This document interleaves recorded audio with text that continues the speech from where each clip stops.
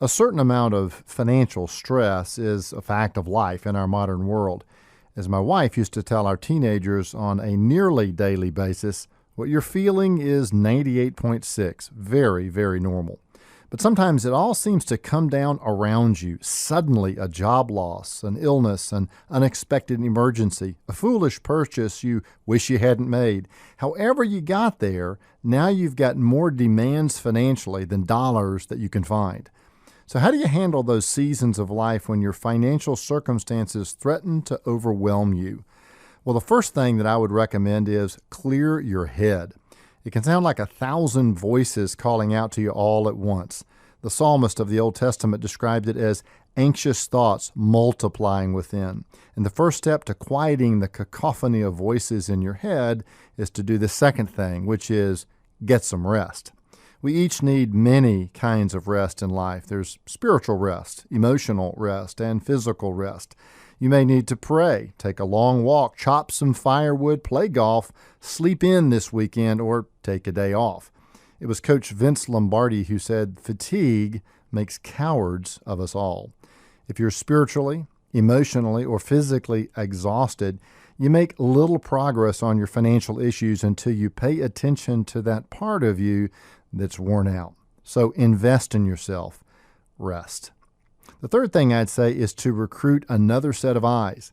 High levels of stress can tend to make us lose perspective. We ignore important things and we obsess over the trivial. So invite a trusted friend or advisor into your life and get their perspective. They won't necessarily solve your problem immediately, but they may be able to talk you down off the ledge. And then the fourth thing I would suggest is to make a prioritized list.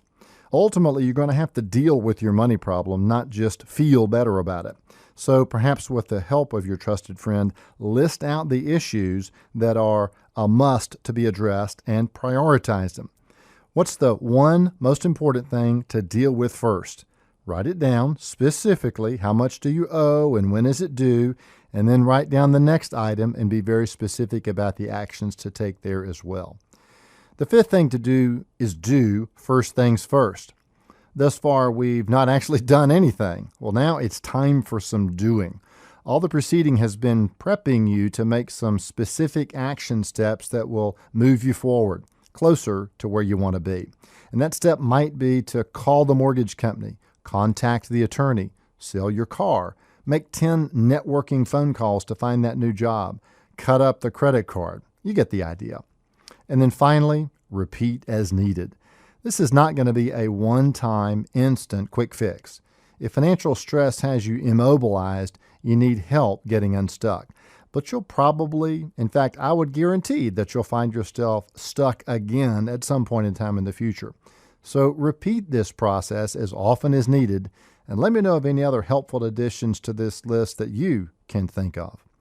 Offering you wisdom on wealth, I'm Byron Moore.